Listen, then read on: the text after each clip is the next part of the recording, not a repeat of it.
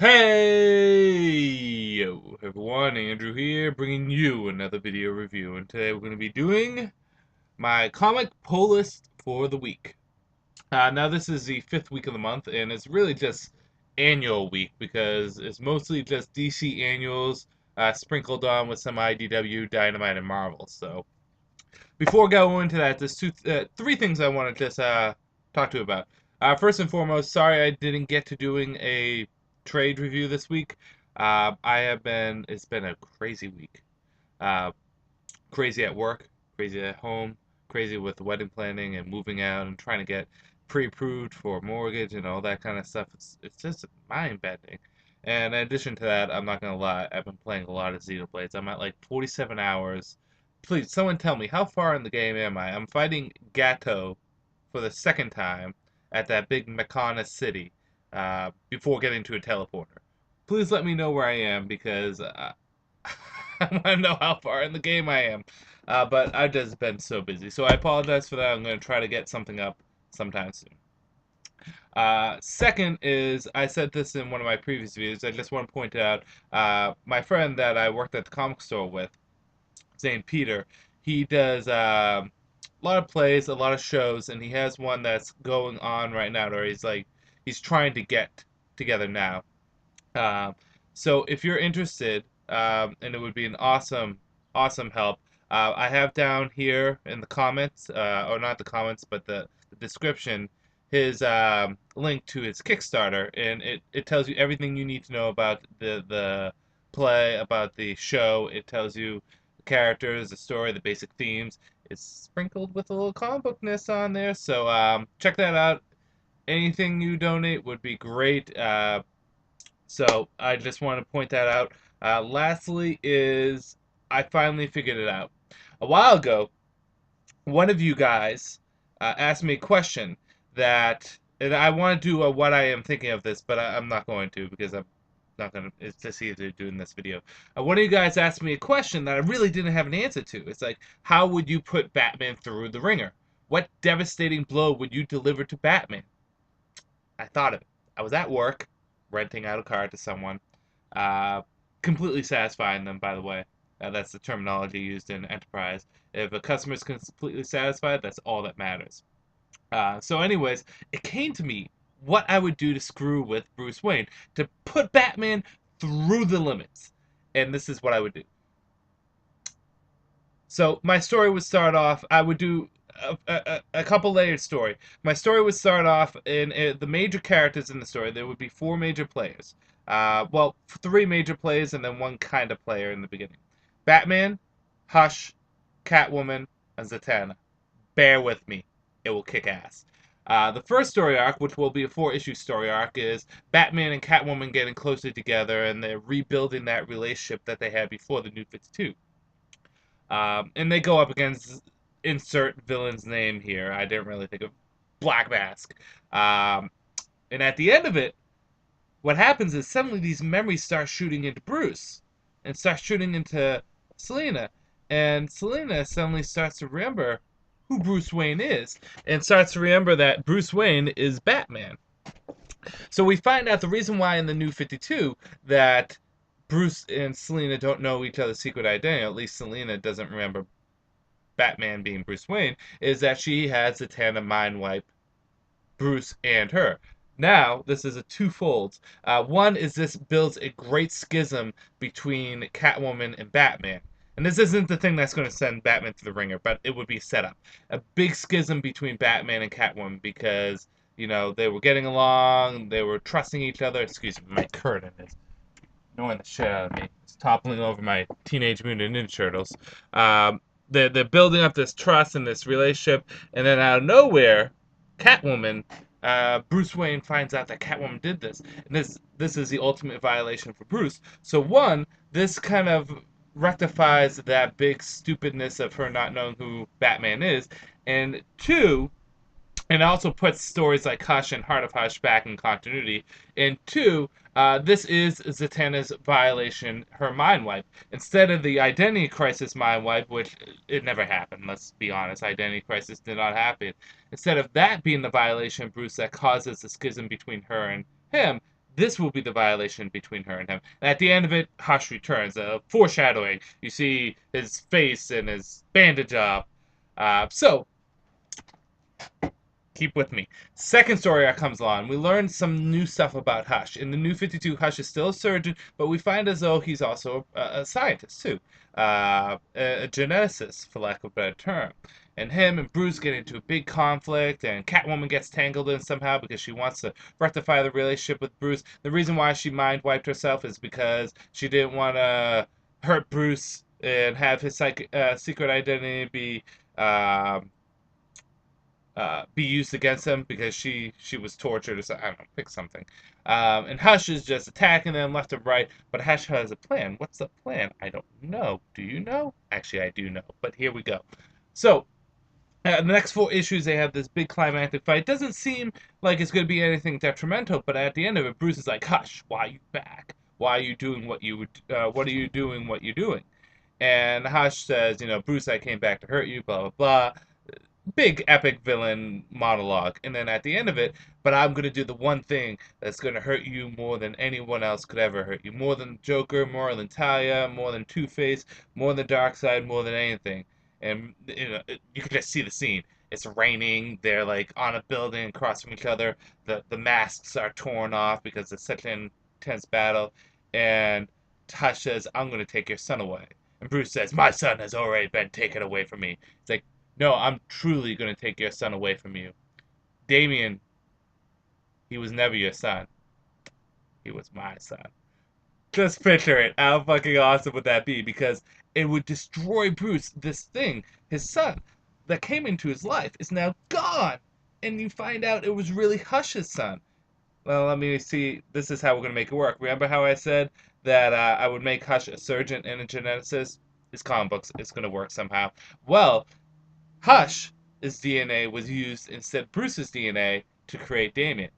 Then, so that's the close of the second 4-story arc. Then the next 4-story arc is going to be Bruce's revenge on Hush. The two of them go at each other. Shit flying everywhere. Bruce is devastated because he finds out his son was really not his son. And then, after the big climactic fight between them, the closing, the last 4 issues will be the repair issues.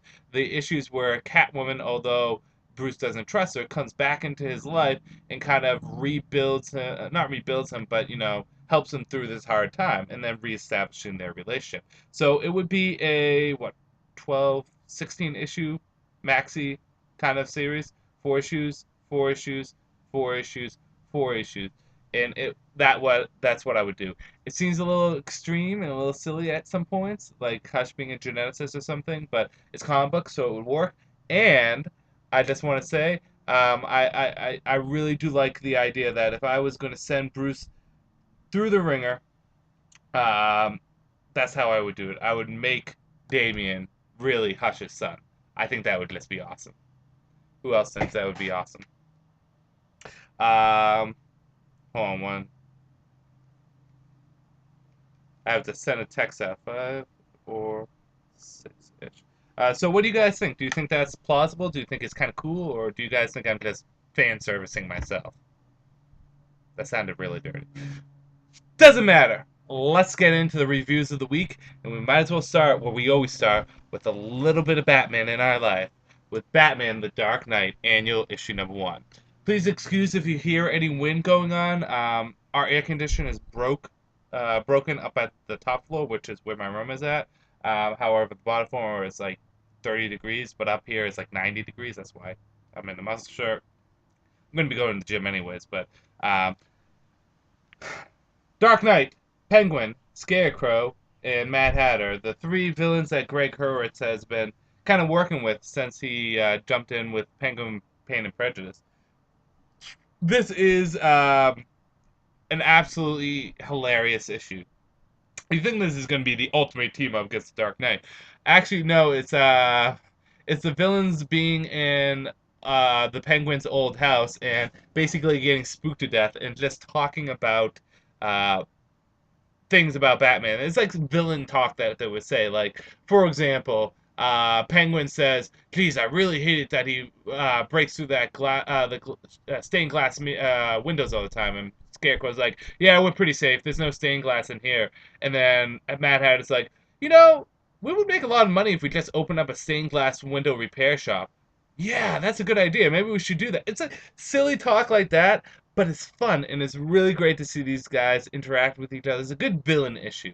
I'm not going to give too much more away because I don't want to. I already spoiled a really funny part. There's more funny parts in this. 5 out of 5. It's tremendous to see comics like Green Arrow and Batman the Dark Knight, which were not good comics going into the New 52, now being great comics. Pick this up, Greg Hurts. Thank you. You are continuously doing good. On to Red Hood and the Outlaws, annual issue #1. So, Red Hood is finding out exactly who he is. Jason Todd, remember, his memory has been taken away because Jason's an idiot and he figures that's going to solve his problems. I love Jason, but he is an idiot in this point. And he finds out exactly who he is. He says, computer, access files on the international criminal known as Red Hood. And it shows all, like, these different pictures and all his confirmed kill counts and everything. And, which is pretty crazy. And he flips his lid. But while this is going on, Cheshire shows up, the New 52 appearance of Cheshire. And boy, does Cheshire kick everyone's ass and takes everyone's name. And I really do like that they're introducing the League of Assassins in here. Cheshire, Bronze Tiger. We saw some preview sketches beforehand. We get Cheshire in here, and we get a preview of Bronze Tiger at the end of the issue. And while this is also going on, Green Arrow shows up, and we get some, what happened between him and Roy, which caused a schism. Good, bad, whether or not you should get it. Good. I really do like Cheshire in this. I actually really love Cheshire in this. I've always liked Cheshire, but I've always felt as though she could have been handled better in the DC universe. I like how she can teleport in this. I like how she has all the different poisons, which she always had. And I like her playfulness. I really do like Cheshire in this. I really like the background information that we got on Roy and Ollie, the schism that was caused between the two of them, what their partnership was all about, even the early days of Speedy, for lack of a better term. In the art, I feel as though it was a step up from what the regular art is. It's not perfect. It's not Kenneth Rocafort that I've enjoyed with the series, but it is far superior to the art we've been getting in the regular series. Bad.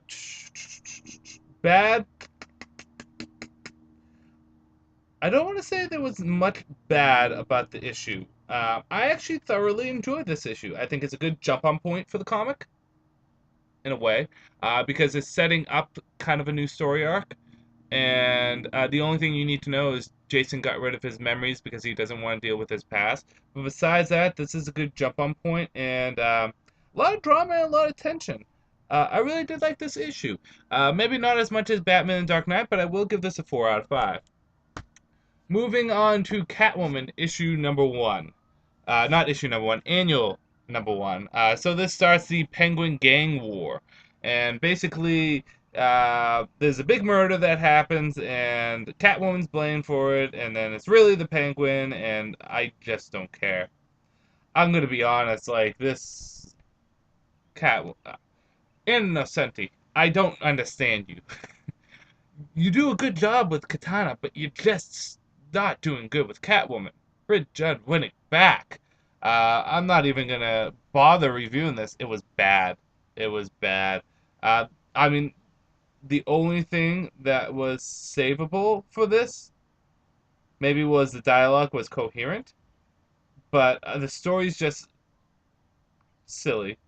I mean, the setup of the story, the concept of a gang war with Penguin is cool, but it's not being handled well. I feel as though she's trying to grasp at what Ed Brubaker and Darwin Cook did with Black Mask and the gang war with him with Catwoman, which was the best Catwoman series of all time. But it's just silliness, like her cloaking cape that cloaks her um, from like keep-sticking missiles and stuff, and drones. Ugh, tongue-tying myself. I don't know. It's just not good. It's not handled well. And then you got this hypnotist dude that's just really, I don't know. I lost interest in this comic like a quarter of the way through. I really did. Um, it's bad to see a comic that started off, well, controversially, really good in the New 52 and has turned into utter shit. Because I'm not gonna lie, Catwoman has been shit. There's been some good issues here and there, but they're few and far in between. If this was any other comic other than Catwoman, people would be trashing it, but well, people are trashing it, but it wouldn't be around anymore. We need a change up of writers, and again, nothing against Anna Nocenti, but she does okay on Katana. I don't mind Katana, probably because Katana's a blank slate, so she can do whatever she wants, and it really doesn't offend the character. But I mean, in addition to that, this completely like disregards what happened in the previous issue, which was, if I do remember, because I'm trying to, I just didn't care. Wasn't she fighting like a demon in the last issue? And was that not resolved or something? I don't know. 1 out of 5. It was bad. It was bad. Um, Rick Remender's Captain America issue number 7. So, I feel bad for Captain. The poor chap. He's just not having a good time in Dimension X or Z or whatever. He's trying to get his son back, Ian. And in this is just basically him plowing through enemies and plowing through obstacles to get to his son, with, of course, a shocker cliffhanger at the end, which obviously involves Cap, his son, and the future of the Captain America comic. Good, bad, whether or not you should get it. Good, I do like how Captain America is just kind of barely hanging on there, how he's literally a beaten man in every way, shape, or form. A few good flashbacks in this issue, particularly him talking about his father in a flashback to Ian. I think it's 2 years previous, which was cool. You get a real sense of emotion that Cap just wants to get this kid back and save this kid. And I particularly like Ian's sister, who kind of is having a change of heart. Bad, none. Captain America was great this week. 5 out of 5. Pick it up. On to Teenage Mutant Ninja Turtles. Issue number, 22? Wow. City Fall, Part 1. This is a big story arc that is happening. The basic gist of the story arc is that Shredder wants Leonardo as his second in command. He will do anything to get Leonardo because Leonardo is the best of the turtles. It's the truth. It's the truth. So he uses Casey Jones as a means to get Leonardo. And the turtles, of course, have to go rescue him. But while the turtles are too busy trying to rescue Casey, who's going to rescue them from the Shredder? Shredder wants something, he goes and gets it. No ifs, ands, or buts. Good. I like the art in this. It's not my favorite for the turtle art, but it's still good art. I like the setup for the story. I think everything was well paced. A good action. Really liked everyone being in character. Really emotional and leaves you off on quite an ending because it's not just a cliffhanger for one person. It's a cliffhanger for multiple people. Uh, Bad zilch. TMNT has continuously been one of the best of comics in comics today. It has really been a great series. Pick it up. Pick up the trades if you don't have the early issues. It's so worth it for what this is. So yeah, 5 out of 5 on that. Red Sonja, issue number 76. I don't even know what's happening in this issue. Apparently Dynamite did some big crossover event, and it crossed over a lot of their titles like Vampirella, Red Sonja, so on and so forth. And in it, Red Sonja apparently got bitten by a vampire. And now she's a vampire. And she has no memory of what happens, but she's slowly becoming a vampire. And in a really odd way, too. Yeah, that's it. Good, bad, whether or not you should get it. Good. The art was okay. The cover's okay. That's about it. Bad. Don't know what's going on in the story. Why are we having crossover? I mean, I thought the Dynamite crossovers weren't coherent universe. I thought it was just like what if situations and have fun with it. Why? Silly, stupid. Don't like it. Don't know what's happening in the story. It it really kind of goes all over the place, and the dialogue was bad. 2 out of 5.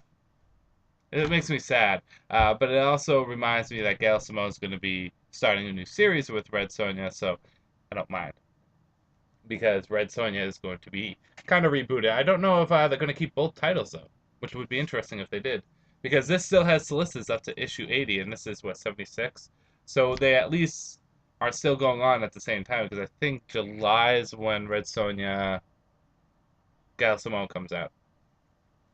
On to Injustice, Gods Among Us, issue number 5. This is the Flash issue, and it is basically Flash's moral dilemma with what's going on. And while this is going on, Superman decides, hey, let's go to Arkham and just kill everyone. Or not kill everyone. Let's just take everyone in and throw them in our prison. Of course, Batman and Nightwing can't allow this to happen, but there is a betrayal in the Bat family. If you play the game, you know what the betrayal is. Good, bad, whether or not you should get it. Good. I really did like Flash in this and his moral dilemma. I thought there was a good voice for Dick Grayson too. Uh, again, it's setting up the tensions for what the game is, and the art was pretty good too. Bad? I can't really think of any. Uh, yeah, I can't really think of too much. But I will give it a 4.5 out of 5 because it didn't wow me, but it was still pretty good. Injustice is a fun crossover comic. Pick it up digitally or in paper. I recommend paper because I always recommend paper. Moving on to Earth 2 Annual Number 1, the new Batman appears. Anyone thinks that's a nice crossover costume of Flashpoint's Batman with the Thrill Kill Batman? I think it's called Thrill Kill. No, not Thrill Kill. I'm thinking the Justice Battle Armor, Batman armor. Look at it. It kind of looks like it.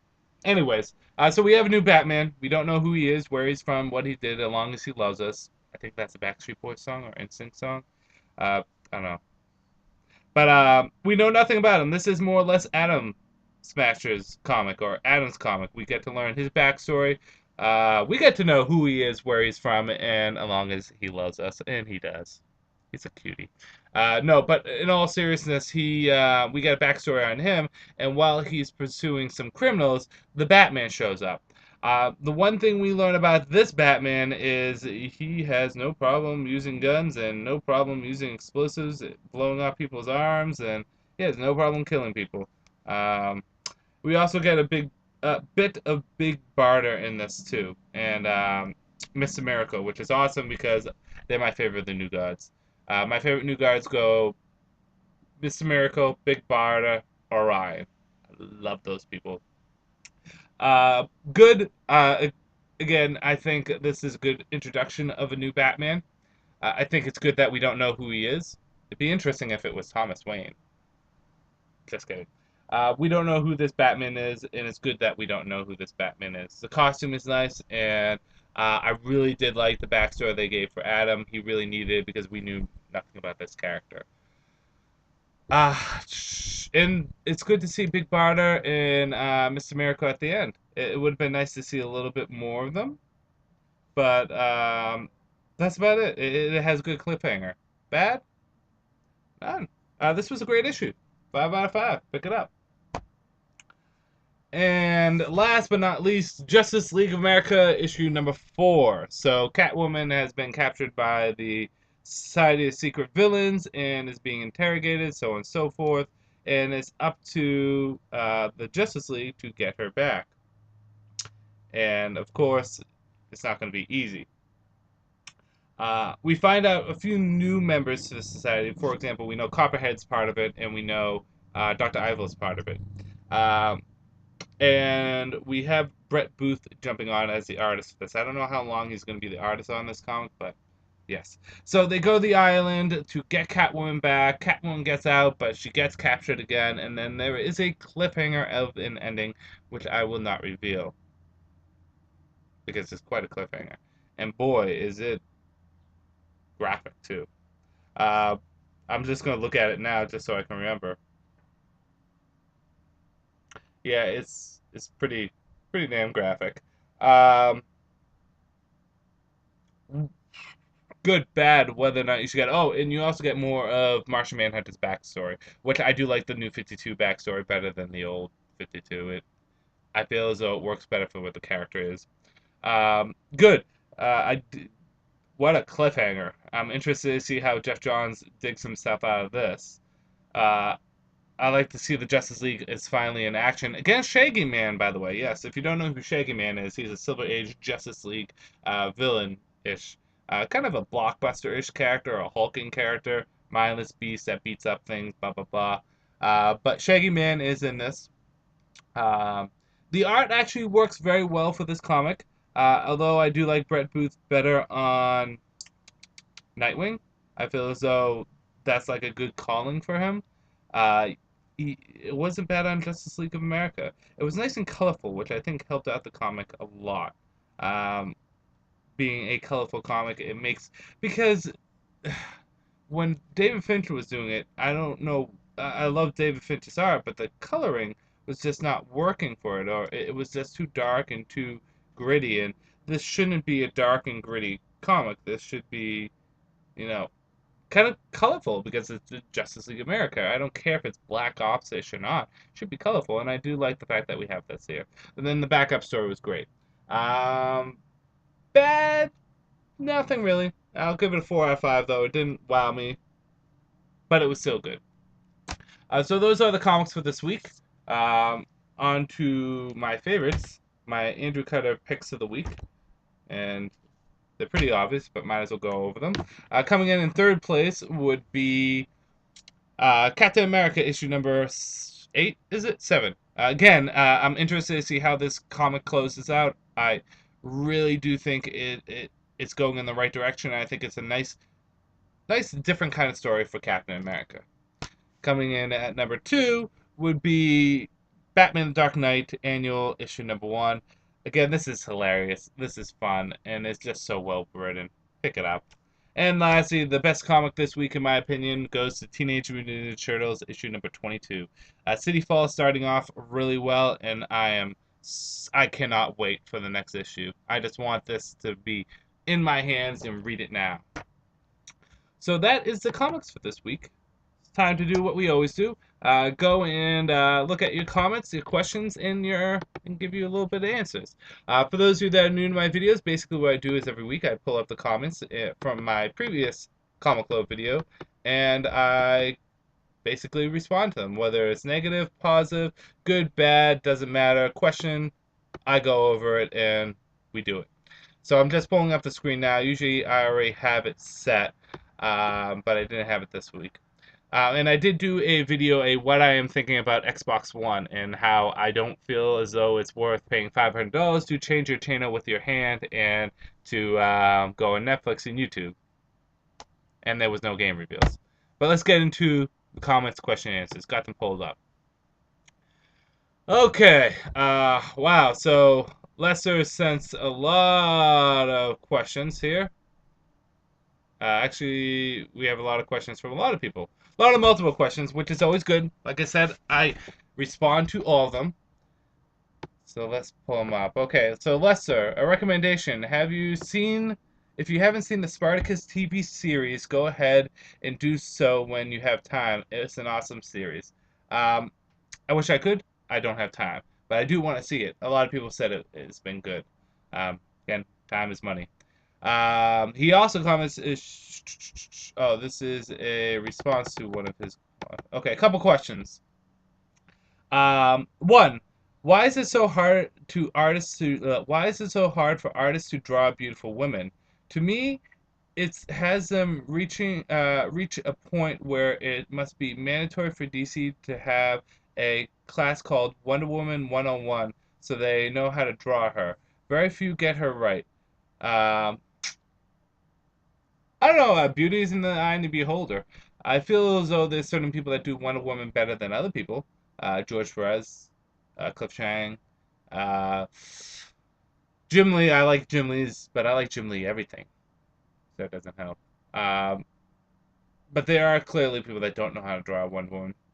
It's tough because often women in comic books, women and men are usually classified to one body style. Incredibly beautiful, attractive, and muscular and in shape. That's how it goes. Um, what other women are you talking about, though? Is there certain other comic book characters that you're talking about that?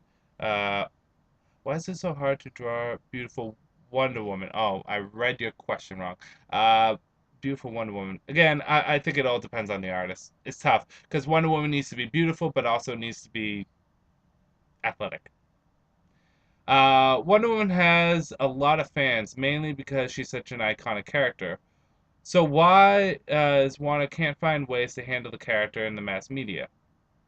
Wonder Woman has a lot of fans in comic books. She does not have a lot of fans out of comic books.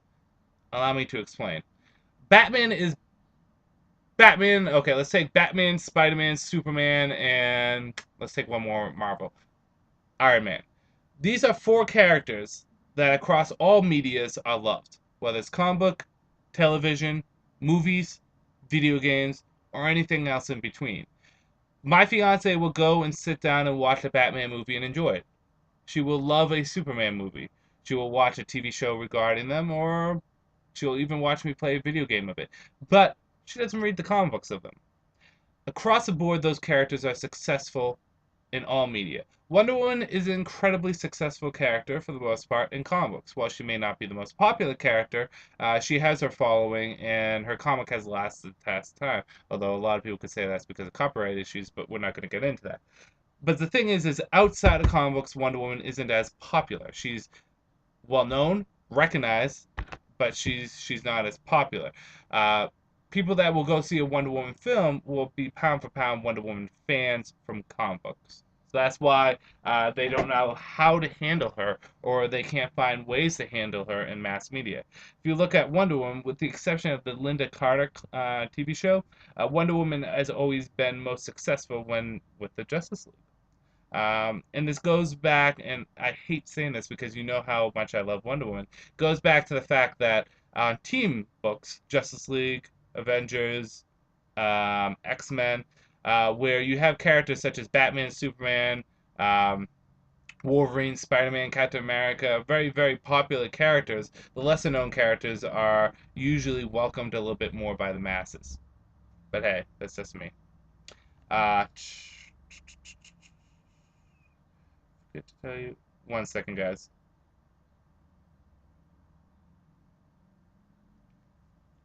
The misses. Um, she has been long overdue for a film, and now there's talks for Disney Marvel to make a Miss Marvel movie. I don't think the Miss Marvel movie will do that well, if that's the case. I like Miss Marvel. She's one of my favorite female characters from Marvel, but I don't think it'll happen. And it's Captain Marvel now.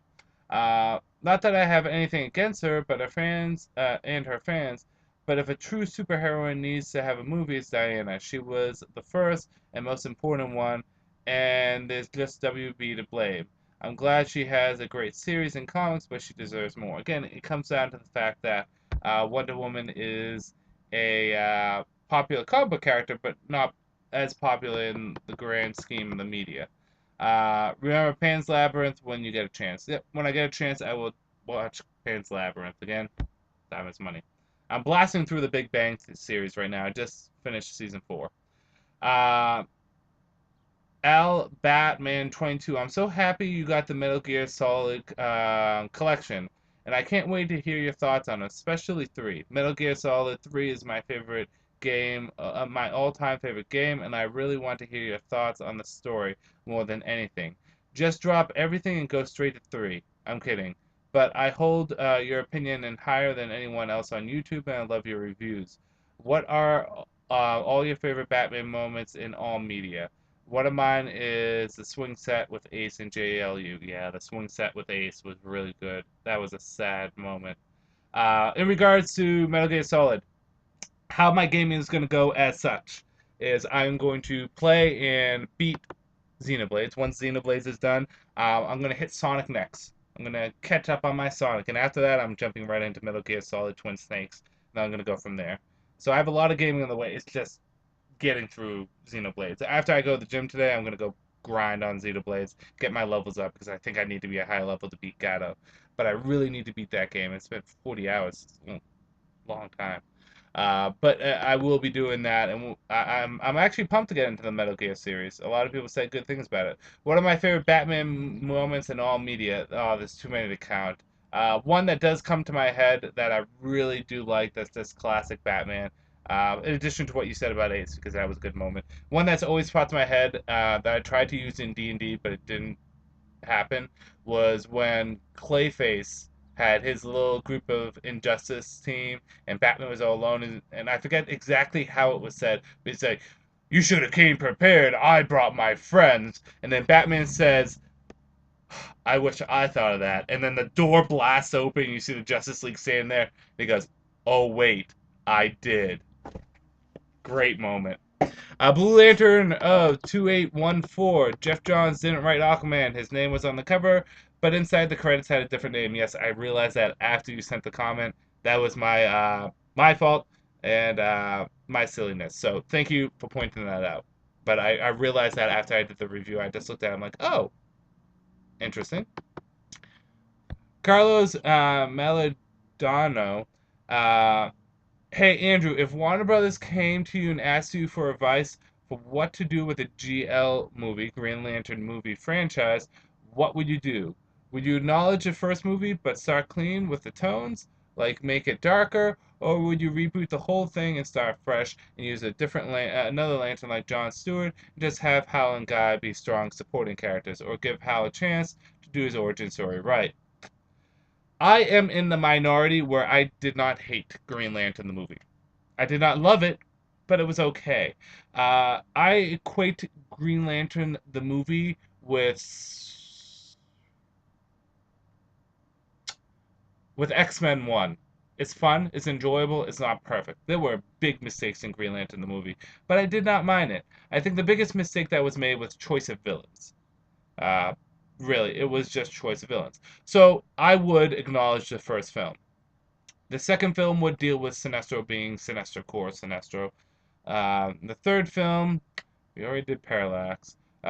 In the second film, let's go all out. Let's just balls to the wall. Second film, I'd introduce all the lantern colors, and let's just screw with it. Third film, let's go Blackest Night. Why not? Let's have fun with it. Um, but I would acknowledge the first film. I don't mind I'll watch it from time to time. It could have had a little bit more action, and again, the villains were not what I would have chose, but I don't hate the first film. Uh, okay. So the majority of you asked for me to do either Golden Dawn or Batman Dark Knight White Knight as my next review. I'll probably do Golden Dawn. Okay, I'm gonna look at how many comments there are. Nick Lenz, hi Andrew. Two questions for you. First, do you think there should be an adventure comic title with Legion of Superheroes and a few other characters like Hawk and Dove? Second, who's your favorite Fantastic Four member?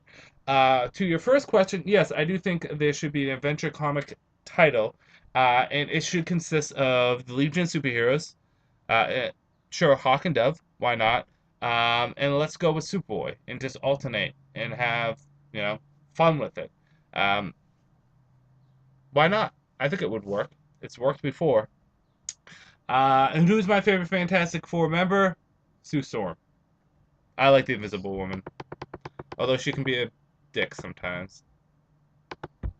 Okay, Felipe 19991. Hey Andrew, what do you think about the new 52 Black Canary? Do you think two Black Canaries? Do you think the two Black Canaries are fused together, Diana Drake and Diana Lance? Since it's shown in the new 52 that Diana and Diana Drake gained the Lance name from Kurt Lance, and she now has the Canary Cry. Or do you think Diana Lance is going to appear in the new 52 and maybe even be more powerful than Black Canary? Also, what do you think? Do you think that Zatanna joins the Justice League for magic support? Is it a good thing for her, or should she continue with Justice League Dark? To your first question, my opinions on the new 52 Black Canary, I like her. She feels very much like Black Canary. She is a fusion of the two Black Canaries, the Golden Age and the Silver Age Black Canary, or the Golden Age, Silver Age, and Bronze Age, the two Black Canaries put together.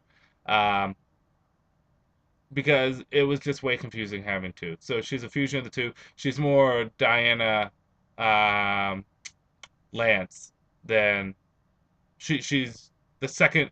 She's more the second Black Canary than the first Black Canary, but she's a fusion of both. That confused you. I hope it didn't. Yes, I think Zatanna is joining the Justice League for Magic support, and I'm happy she's joining the Justice League. Justice League Dark is a great comic, but Zatanna doesn't need to be on it anymore. And her home and her roots are with the Justice League. So why not? I think, and I like her new costume. I think it looks good with the cape and everything. Microsoft Man 5. Please review Batman Detective Volume 2 Scare Tactics. That's one vote for that. Thanks for answering my question about Nightfall. Okay. Actually, we have a couple votes for. I'm gonna have to look at the votes again. Oscar Tunga. Hey Andrew, did you know Jeff Johns is going to be writing Green Lantern 2? Green Lantern 2 movie history with the guy who directed Tron Legacy and will be directing Green Lantern 2. No, I didn't know that. Interesting. Did you already see the new Young Justice Legacy trailer? And if you could participate on a Injustice Gods Among Us tournament, who would you participate? Thanks. If you read this, I didn't know there was a Young Justice Legacy trailer. I'm gonna have to look that up. As for an Injustice Gods Among Us tournament, yeah, I would participate. I'm a little rusty because I haven't played in like 3 weeks because of Xenoblades, but yeah, why not? I'll whip out my Slade. I'm playing more with Slade, Wonder Woman, and Catwoman lately. Uh, I am Super Batman 1993. Who are your three favorite actors to play James Bond? Mine would be 1 Craig, 2 Dalton, and 3 Brosnan. Mine's similar. My favorite Bond is probably Daniel Craig now. I think he does a bang up job. Number 2 is Sean Connery. Number 3 appears Brosnan. George Johns. I recently picked up Batman Shaman for around £30, quite a lot, but I have to say it was worth it. Here's the question. Why don't DC reprint old great stories like Shaman, Prodigal, etc.? Prodigal was actually just reprinted, I think, and so was Prey. Uh, I don't know. I think it's because they're great stories, but they weren't popular stories. I mean, if you're going to go out to someone that's just going to start reading comics, Batman, you're not going to throw Shaman at them at the first comic, even though it's a great companion to year one. You're going to say, here's Hush, or here's Nightfall, or here's year one, or here's Batman the Dark Knight Returns. You're going to throw shit like that at them. And eventually they'll weed into Shaman. I think that's the reason. Billy Bob, Billy Bob, Bob Bill. I love the Wii and Nintendo as a whole. I love it too. I love my Wii. I really do. And Billy Bob, Bobby, Billy. I'm just going with your name. Hey Andrew, what 3 storylines would you like to see adapted into animated films? My 3 are Nightfall, Killing Joke, New 52 Aquaman, or Flash Rogue War. Mine would be New 52 Justice League Origins. Uh, what stories haven't been adapted yet that I want to have happen? New 52 Justice League Origins. Batman Core of the Owls would be fun. Actually, that would probably translate well over into just get rid of all the other Batman members. That would actually translate pretty well over into film. And Blackest Night. Blackest Night would be fun. Omar 13Z. Are you excited for the new Superman Batman series? Also, did you like the pre-New 52 Batman Superman series? Or Superman Batman series? Let me make a correction. The New 52 Batman Superman series is called Batman Superman. The pre-New 52 was Superman Batman. They changed it around. Yes, I'm incredibly excited for it. I'm pumped. I love the two of them working together. I want to see it happen. As for the pre-New 52, I think it started off really solid with its first few volumes, up to volume 3, Volume 4 wasn't really that good. Volume 5 was eh. Volume 6 and 7 were good, and then it kind of just fell apart. But I thought, Public Enemies, Supergirl, Absolute Power were three of some of the best comics I've read. Public Enemies and Supergirl in particular were just fantastic. Really did enjoy them. Oh God, what the hell is wrong with my eye? But I really did like them. What old New 52 characters would you like to see in the New 52? I think we all know the answer to that. My girl, Donna Troy. I want to see her back. I would like to see Cassandra Cain back. David Kane. I would like to see him back. Just think off the top of my head. Who else hasn't really made an appearance? Elongated Man, Sue Debbie, also. There's a couple, but mainly Donna Troy. Enrique Mendia. Lester here. Andrew, could you do a special video where you explain to viewers why Wonder Woman is such an amazing character and why you like her so much? I think I already did a video doing that. Double check. I think I already did. DanSum80. Since you're a big Final Fantasy fan, I am. When did that happen? Are you going to get PS4 since they're supposedly going to have Final Fantasy 15 exclusively? DanSum. I don't know where I said that I was a big Final Fantasy fan, because I'm not. I actually don't own any of the games. I respect it, but I think what I said was Final Fantasy is one of the few game series I never got into. So, to answer your question, no, I'm not getting the PS4. Even if Final Fantasy was exclusively on it, no. I have no interest in the PS4. Although I'm going to buy a PS2 because they're getting really cheap. So I have one to play some Neo Geo Battle Coliseum. Radio Clash 81. I'm curious, is Nightfall the longest story arc in comic book history? My guess is that it would be that it is, unless maybe you know of one longer. I think No Man's Land is longer. I'm not sure if it's the longest story arc in comic book history. Um, that's a tough one to point out. But for Batman, I think No Man's Land is longer. Mainly because No Man's Land had a lot more crossovers. Ray Rodriguez, please review Detective Comics Volume 2. Okay, so we have 2 votes for Detective Comics Volume 2 and 2 votes for Golden Dawn, so let's see. Ravager Gus, to continue with great history in Earth 2, I like Gal Simone, she's the best. Oh yeah, Gal Simone would be a good pick for Earth 2. I think JMS or Pia Tamashi have been, uh, and have Doug Mankey's art and Nikolai Scott, but they should have sorry, Sick Nasty Boy too. I'm butchering your comment. I think JMS or Peter Tamashi and have Doug Mank on art. I like Nikolai Scott, but they should start with a completely new team. Agreed, a new team would probably be good, a fresh start. Ravager Gus also said, my gosh, we have the same favorite DC characters. I like this guy. Thank you. Uh, Septic Devourer. Okay. Are you going to check out Scott Snyder's Awake? I wasn't until I heard a review of it. Now I think I might. Zach Brown. Hey, Andrew, what's your least favorite comic book story of all time? Mine is Hush Returns. Hush Returns is up there. But I have to say Batman City of Crime. Actually, yeah, I just didn't like that story at all.